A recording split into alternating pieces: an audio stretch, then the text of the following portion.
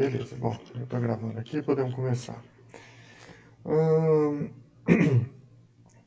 E aí, pessoal? Bom, a proposta de hoje é a gente é, discutir um pouco o conteúdo da já estou perdido na semana, da 10ª semana, né? Onde a gente fala de ecossistemas, mais especificamente falando de redes tróficas, né? Mas se tiverem dúvidas de outras questões também anteriores, né? Estamos aí para isso. E aí, como é que vocês estão? Professor, eu acho interessante, principalmente o ponto da energia, né? Como é, da energia do primeiro, do animal que é predado primeiramente, ele vai passando, vai diminuindo a porcentagem dele ao decorrer da cadeia. Eu Uhum. gosto bastante dessa área. Eu acho que, ó, eu acho que esse ponto do fluxo de energia é o ponto principal que vocês têm guardado essa parte, né?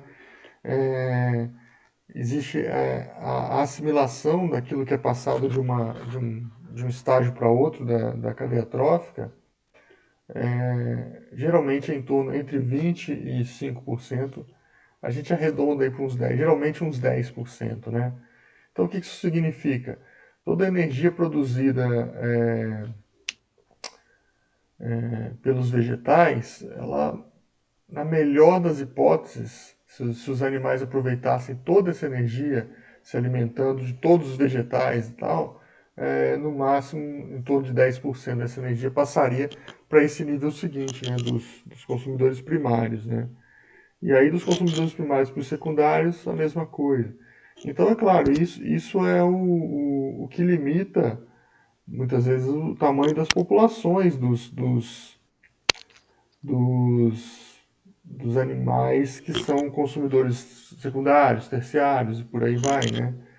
Os predadores de cadeia, né? Eles nunca vão poder ter populações gigantescas porque você teria que ter uma energia muito, muito grande para manter essa população, certo? Então, sempre vai existir essa limitação nos ambientes naturais, né? Por conta desse fluxo de energia da assimilação e da energia entre os diferentes níveis tróficos. E aí, fazendo um paralelo com nós, humanos, que somos, ao mesmo tempo que nós somos consumidores primários, muitas vezes, né? Porque nós somos onívoros, então nós temos um pouco de herbivoria e um pouco de carnivoria, né? Quando a gente se alimenta de vegetais, um grande argumento aí para a pessoa se tornar vegetariano, vegano, ah, eu vou aproveitar a energia lá na fonte, né, lá na parte inicial. Então, o meu impacto vai ser muito menor do que se eu viver uma dieta praticamente à base de carne, né, onde, na verdade, vai precisar ser produzido muito mais para chegar à mesma quantidade de energia para mim, né? Agora, gente, isso eu não estou aqui defendendo para ninguém virar vegano, vegetariano por causa disso, não, tá? Porque, assim, é, é claro que a gente precisa, né, de nutrientes que vem tanto dos vegetais quanto dos animais. Então, isso varia muito de pessoa para pessoa, de organismo para organismo. Mas, de uma forma geral, a gente poderia pensar a partir dessa lógica também, né? Pode falar, João. Professor, sobre o que o senhor estava falando sobre essa parte do veganismo, ouvindo de pessoas que adotam esse tipo de alimentação, eles levantam um ponto de a particularidade do organismo dele em relação ao que ele come. E eu lembro que o cara que me falou isso, ele falou que pode ter relação com estudos que analisam essa preferência por causa do sangue. Tipo, tem certos tipos de pessoas com certo tipo sanguíneo que conseguem ser melhor adaptadas a comerem carne vermelha, outras não. Eu não sei se o senhor já ouviu falar sobre alguns estudos relacionados a isso. Olha, em relação ao tipo sanguíneo especificamente, eu nunca vi nada, não. Assim, É, é, é tem, meio estranho. tem pessoas que conseguem ficar bastante tempo sem precisar de uma reposição de vitamina B12. Vitamina B12 a gente só consegue através da carne, né? tem gente que consegue viver bastante tempo sem precisar de reposição dessa vitamina B12. E tem gente que não, tem gente que precisa mais disso. Essa Então, vitamina B12 é difícil de adquirir, né, em grandes quantidades. não é difícil. Você comer churrasco todo dia, você vai ter bastante. Hum. É é, porque eu conheci um hum, cara que ele fez bariátrica e hum, ele tinha um dos tipos de diabetes, né? Que não era a comumente que a gente vê, né? Mas é hum. que o pâncreas dele estava sendo inibido por causa do excesso de peso e gordura. E ele falou que com a cirurgia ele teve um déficit muito grande na vitamina B12. Ah, E ele mas toma então. injeções até hoje. Mas cirurgia bariátrica aí você tem déficit em várias coisas, né? Porque você diminui muito a área de absorção do. Você costuma ter vários problemas mesmo. Mas aí são outras questões, né? Assim, o que você estava colocando inicialmente, que seria uma coisa genética. Então, pode ser uma coisa genética, a diferença na absorção dos diferentes pessoas, mas é, até onde eu sei, não tem nada relacionado com o tipo sanguíneo particularmente, né? Mas essa é uma questão importante, assim, né? O pessoal que parte para o veganismo, veganismo ou vegetarianismo, né? Que são ligeiramente diferentes uma coisa da outra, é, tem que tomar esses cuidados, tem que ter algum tipo de acompanhamento médico para certificar que não está deixando de absorver nada que é importante, né, para o seu metabolismo. Tá? Mas pensando puramente em termos energéticos, né, como a gente viu aí nessa aula, nesse conteúdo sobre a, o fluxo de energia, faz muito sentido ser vegetariano, porque você vai ter acesso a uma quantidade muito maior de energia do que se você tiver que depender de comer animais que comeram plantas, ou comer animais que comeram outros animais que comeram plantas e por aí vai, né? Tá? Ô, professor, Hum. falando sobre plantas, hortaliças, sementes, esses tipos de alimentos eles oferecem proporcionalmente proteína, tipo, em questão relacionada à carne. Não vai oferecer tanto, né? Depende. Eu não, a gente tem. Existem 20 tipos de aminoácidos diferentes, né? E a gente precisa de forma diferenciada de uns ou outros tipos de aminoácidos, né? Então, tem alguns que são mais comuns, que são muito comumente encontrados em alguns vegetais, alguns legumes, né? Aquela história, eu não sou nutricionista, então não vou conseguir te dizer isso com muita clareza, mas assim, aquela história de comer o arroz e o feijão faz sentido, porque eles têm aminoácidos que são complementares, né? Agora, tem coisas que você vai encontrar com mais facilidade na carne. Agora, isso não significa que não exista nos outros, não exista até em vegetais, tal. Só significa que é mais difícil você conseguir. Tá? Então, uma pessoa que parte para o vegetarianismo ou para o veganismo, ela tem que diversificar bastante a alimentação para conseguir pegar esses aminoácidos, que geralmente, ou outros nutrientes, enfim, que geralmente seriam mais fáceis de conseguir através do consumo da carne.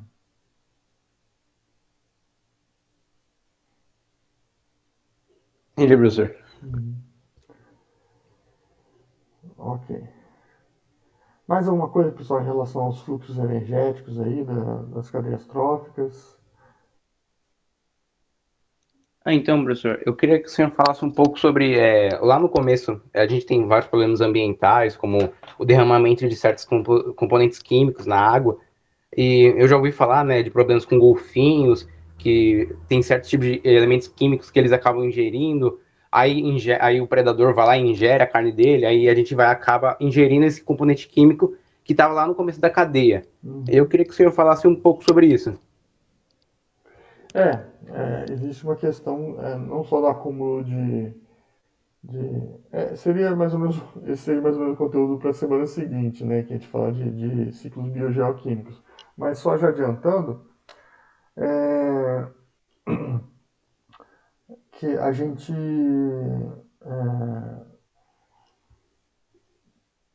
Existem vários compostos bioquímicos que podem ser passados através da alimentação, sim, né? Que podem ser concentrados em animais que são consumidores aí secundários, terciários, porque ele está passando desde a base da cadeia. Então, por exemplo, no ambiente marinho, algumas condições ambientais podem levar ao florescimento daquelas algas que fazem aquilo que a gente chama de maré vermelha, né? O mar fica meio avermelhado, assim, porque fica cheio de um tipo de alga que, na verdade, ela produz algumas substâncias tóxicas que ela libera na água, tá? Então, quando tem maré vermelha, a gente vê muita mortandade de peixes e tal, tal, tal.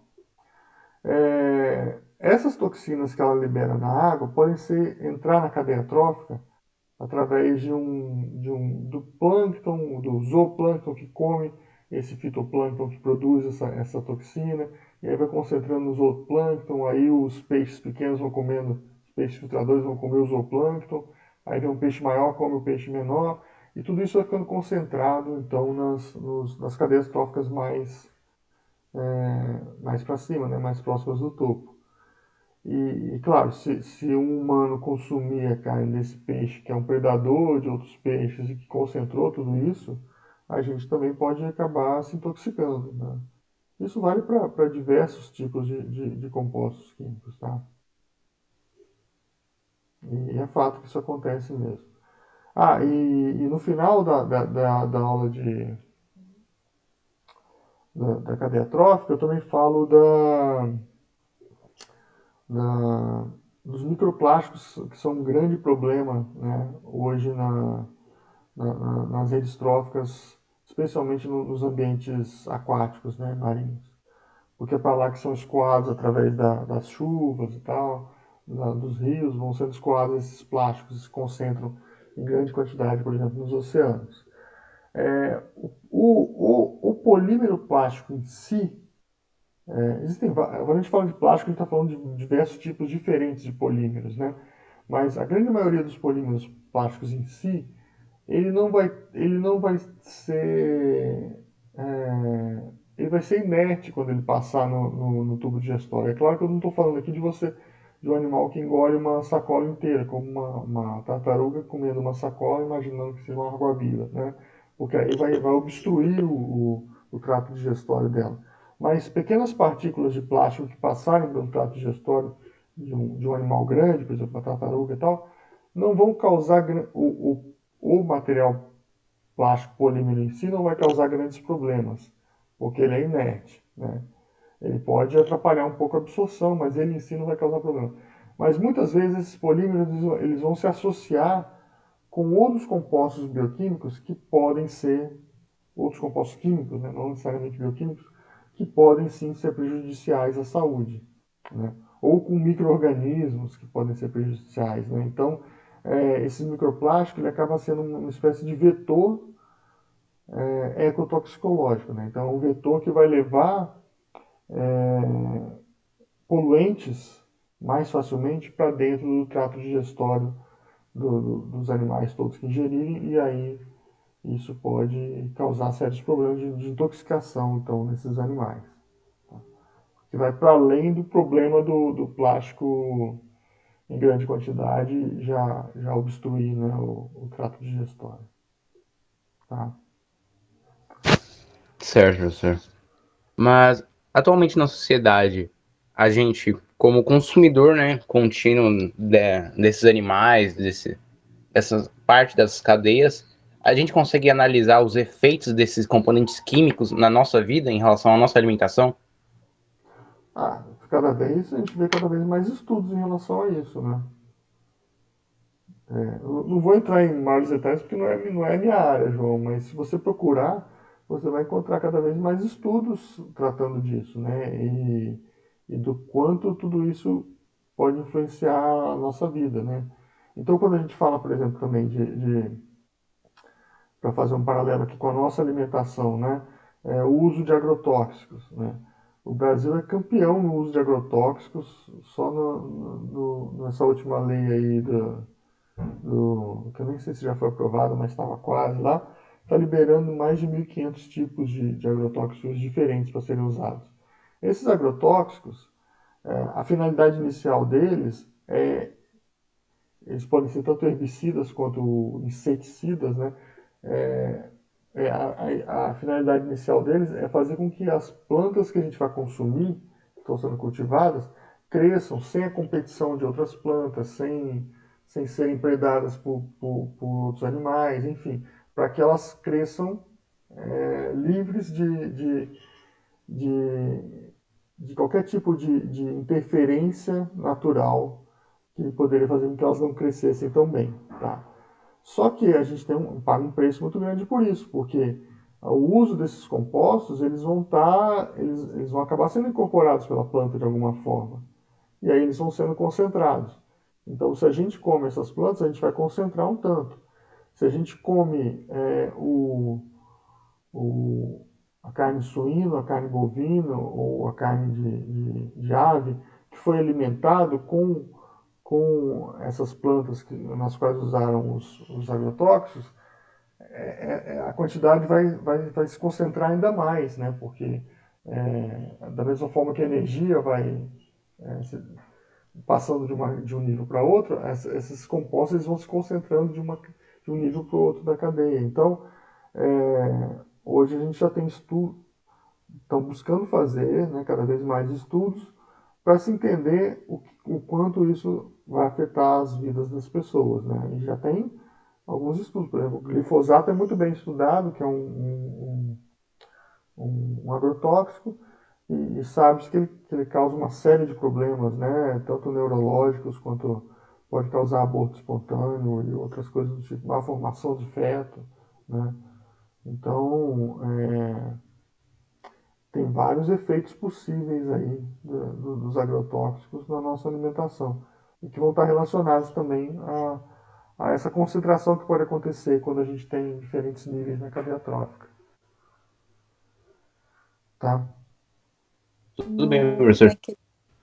na questão dos microplásticos, só para Uhum. comentar, eu li uma matéria esses dias mesmo que falava da concentração absurda de microplástico que a gente tem nos saquinhos de chá Uhum. que fica emergido na água quente que a gente faz, normal.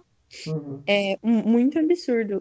Foi uma universidade dos Estados Unidos que fez a pesquisa e depois estendeu. Nossa, é uma quantidade muito absurda de pequenas partículas que se acumulam e o produto que faz o saquinho do chá ficar branco também, ele não é muito bem, Uhum. muito bom para a saúde, não. Se a gente começar a olhar, a gente vai ficando assustado com tudo que a gente ingere, né? Porque, assim, realmente a manipulação que é feita. Se a gente pensar na alimentação humana, quanto quanto mais processado for o alimento, mais porcaria vai ter lá no meio, isso pode ter certeza. Né? Assim, mais coisas que não deveriam estar, né? Que não seriam naturais. Então, por isso que pensando na nossa alimentação, né, usando todo esse contexto que a gente vê aqui no conteúdo da disciplina, né, o ideal, se for pensar bem, é a gente ter a alimentação mais natural possível. O difícil é conseguir fazer isso vivendo num grande centro. Né? Mas a alimentação feita a partir de alimentos orgânicos, né, agroecológicos e alimentos in natura, que você pega lá e você descasca e prepara na hora, né, ou mesmo a carne, ovos que você conseguir pegar assim, na hora fresquinha, é outra coisa, né, é outra coisa. Enfim, são problemas bem sérios ambientais que a gente tem, né? E aqui a gente está focando um pouco mais nos problemas relacionados a nós humanos, mas tem problemas para todo o conjunto de organismos que vivem no nosso planeta, né? Então, o efeito dos plásticos vai muito além do efeito sobre nós, né? Nos oceanos isso é terrível, assim, o quanto os plásticos já estão presentes, já estão contaminando praticamente os oceanos inteiros, praticamente toda a biota, né, está presente nos oceanos. E não é só nos oceanos, né, no ambiente terrestre também, né? Os plásticos, a degradação do material plástico, né, dos polímeros, ela é feita de tal forma que eles vão se quebrando em fragmentos cada vez menores. Então isso aqui vai formar os microplásticos, né? E esses microplásticos eles podem ficar por muito tempo na natureza circulando, né? A gente está no ambiente terrestre, por exemplo, partículas muito pequenininhas de microplástico podem ser carregadas pelo vento e vão contaminar é, organismos que estão às vezes em áreas relativamente bem preservadas, né? Que não deveriam ter contato com esse tipo de coisa. Então, realmente, talvez os microplásticos sejam hoje o maior problema ambiental da humanidade, né? Não é à toa que alguns autores defendem a marcação do tempo geológico com a criação do antropoceno, né? Que seria a época do homem, que estaria diretamente relacionada à manipulação da natureza, especialmente com a introdução de elementos não naturais como os polímeros, né? Como os plásticos. Tá.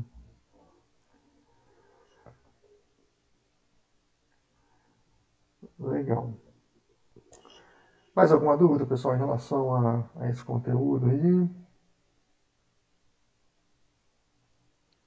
Aí esse conteúdo eu não tenho não, professor. Eu queria fazer outra dúvida. Tá. Tirar outra dúvida. Uhum. Pode. Não tem nada. Não tem muito a ver com o conteúdo dessa semana, mas eu estava lendo uma matéria aqui do site Brasil Escola sobre a questão de espécies invasoras Uhum. e o efeito que essas espécies fazem para o ecossistema de tal ambiente. Aí ele dá o exemplo aqui do como é? Caramujo. Como é? Caramujo gigante africano. Uhum. Que trouxeram ele para vender ele numa feira de espécies, ele não foi muito comprado, depois ele foi largado no ambiente. E hoje ele faz parte de 439 municípios. É uma praga. E, Uhum. e além de ser ele é um ponto de distribuição de doenças. Uhum. Aí eu queria que o senhor falasse um pouco sobre isso, porque eu achei interessante, porque aqui o site do Brasil Escola, ele fala que essa introduzir uma espécie pode ser por querer, né, de forma intencional, ou acidental, né, qualquer coisa que Uhum. pode acontecer. Mas eu queria que o senhor falasse um pouco sobre isso.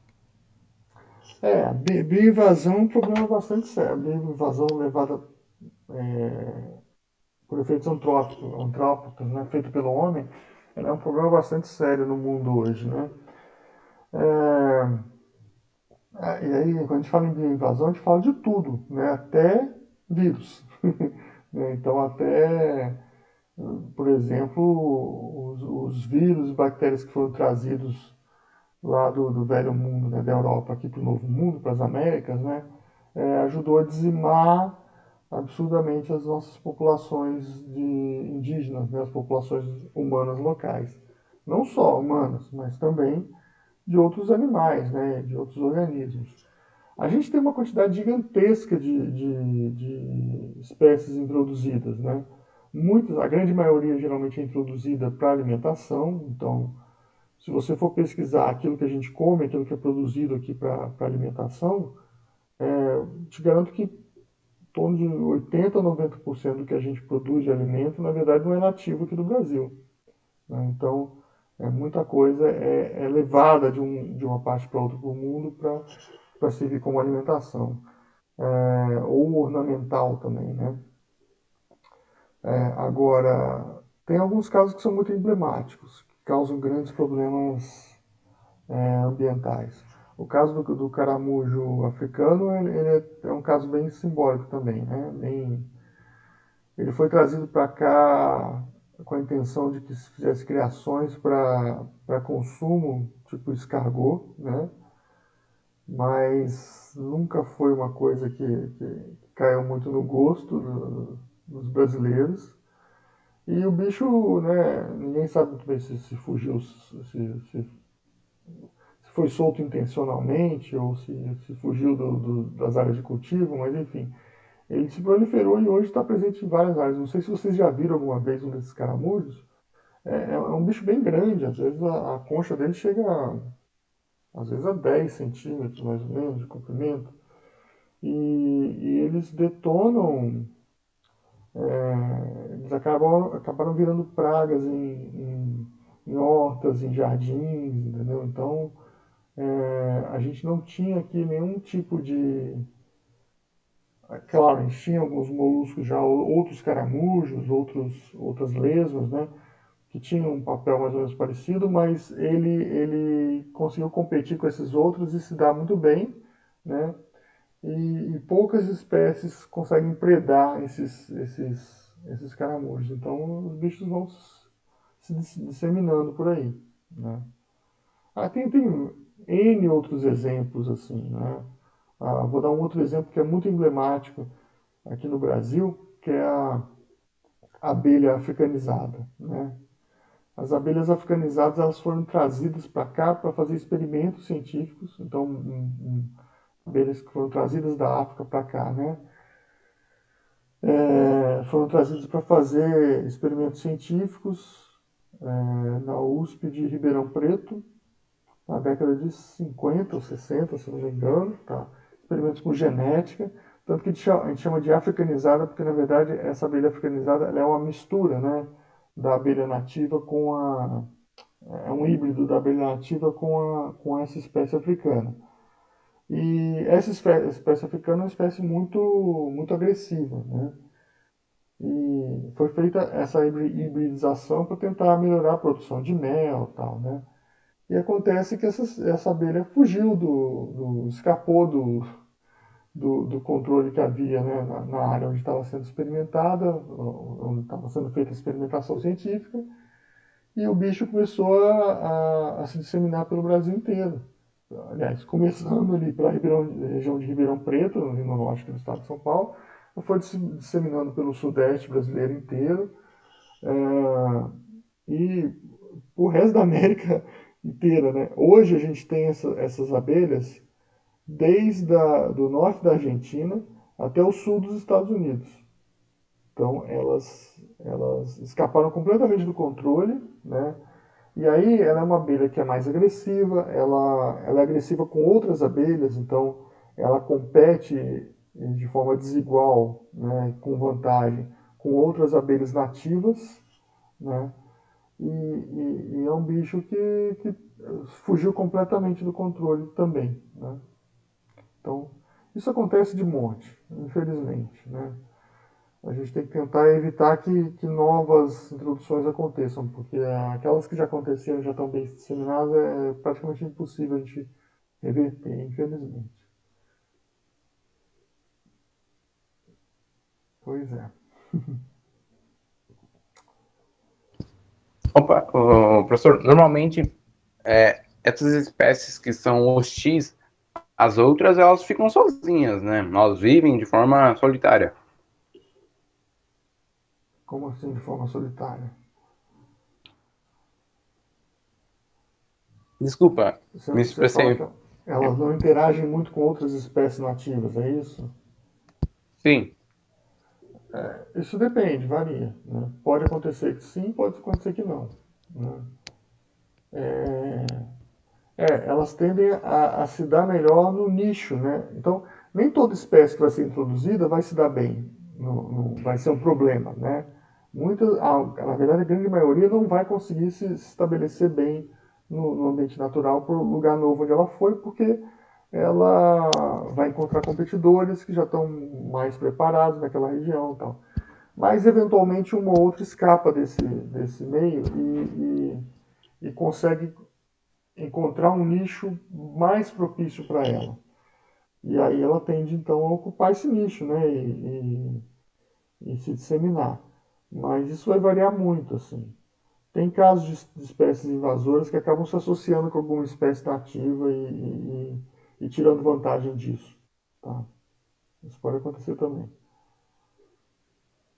É que eu já tive peixe e o peixe beta, ele é um desses peixes, né, que ele não consegue ficar no mesmo local que outros tipos de peixe, ele começa a morder os outros. Mas aí você está falando, aí é um peixe ornamental, né, que foi trazido para cá, se eu não me engano, ele é do Sião, né, lá do Sudeste Asiático. E quando você colocar ele com outros peixes no aquário, você vai colocar ele com outros peixes de outras regiões do mundo, né? Então, você nunca sabe o que pode acontecer com a interação entre eles, né? Mas aí é um caso muito específico, né? De uma espécie que também tem um comportamento agressivo, um comportamento territorial que é diferente dos outros, né? Enfim.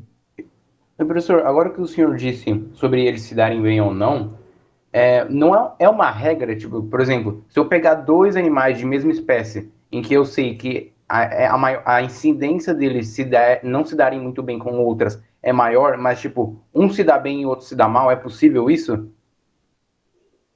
É possível, né? Assim, existem variações em nível de organismos, né? Então, nada impede também.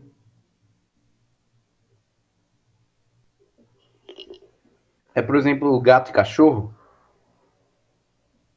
Você já deve ter visto exemplos de gente que tem gato e cachorro que se dá bem e gente que tem gato e cachorro que não se dão bem. É.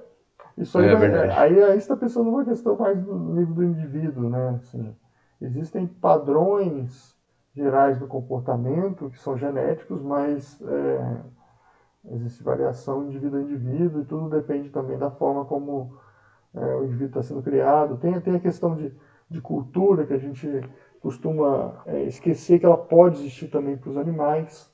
Né? Então, tem animais que têm um pouco de efeito de cultura nas suas vidas, né? Ou seja, que aprendem com os outros de alguma forma. Então, isso é passado, né? Comportamentos podem ser passados de uma geração para outra através do aprendizado e não necessariamente do instinto que seja uma coisa genética. Né? Então tem tudo isso que tem que ser levado em conta. Entendi, professor. Responde aí a dúvida aí do pessoal. Você tem mais alguma dúvida? Marina, Eu queria Lucas? perguntar só sobre a prova. É a última atividade que a gente precisa entregar? Sim. Essa Então. semana tem mais uma atividade, aí tem a prova. Não, tem atividades semanais que vocês têm que entregar, né? Então, ainda tem essa semana e ainda tem na próxima, a 10ª e a 11ª Tá. semana, tá? Entendi. E a prova já está lá para vocês.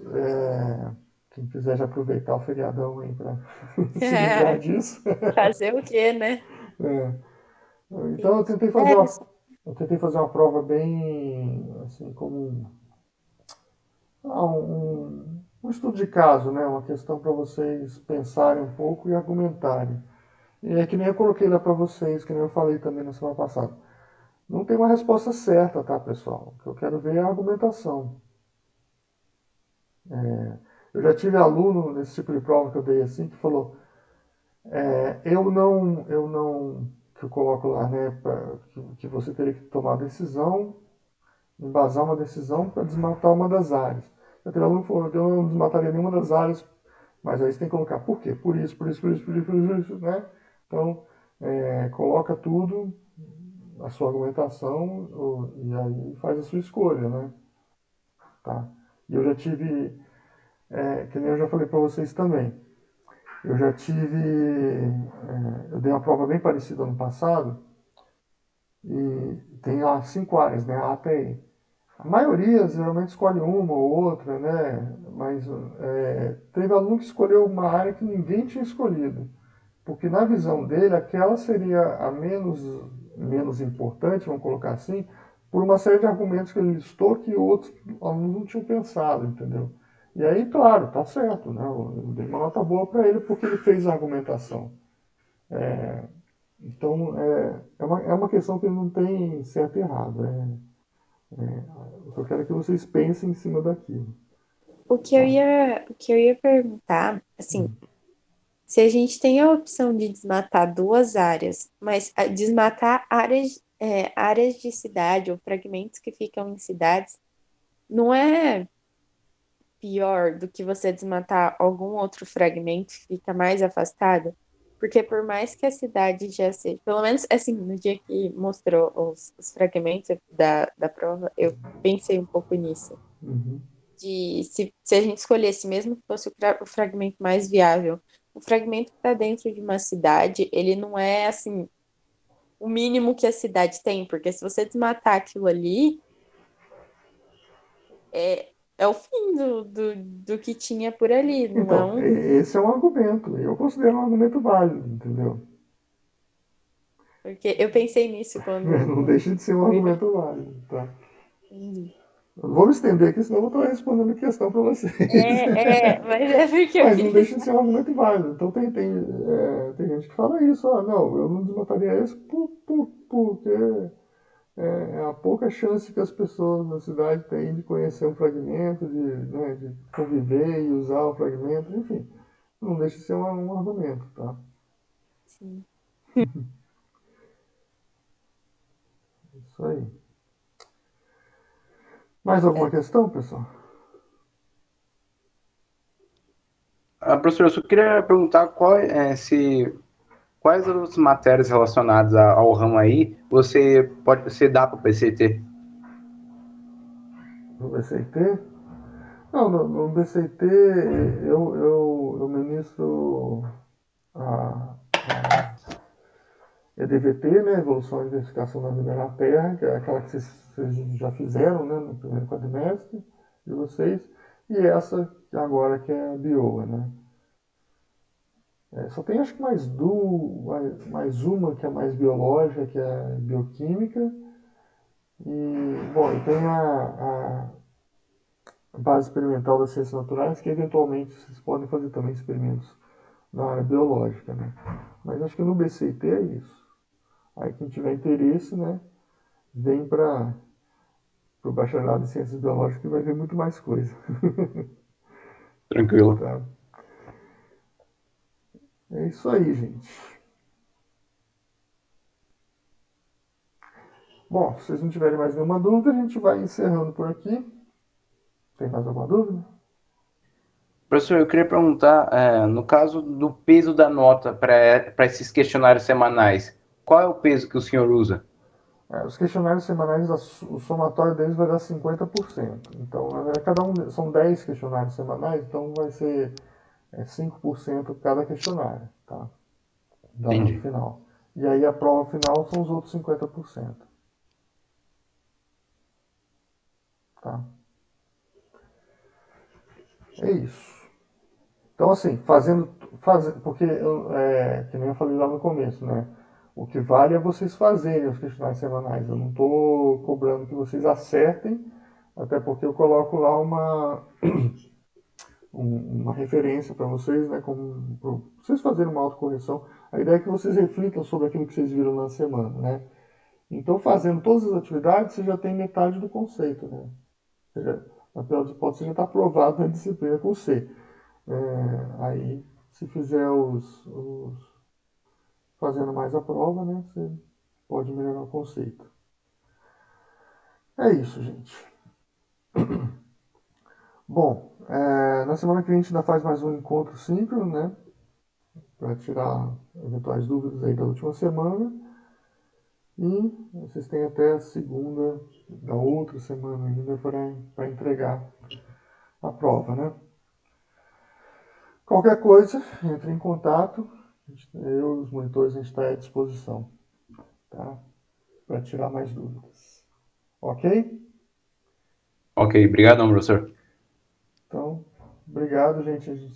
Boa semana para vocês, bom feriado. E a gente se vê então na semana que vem.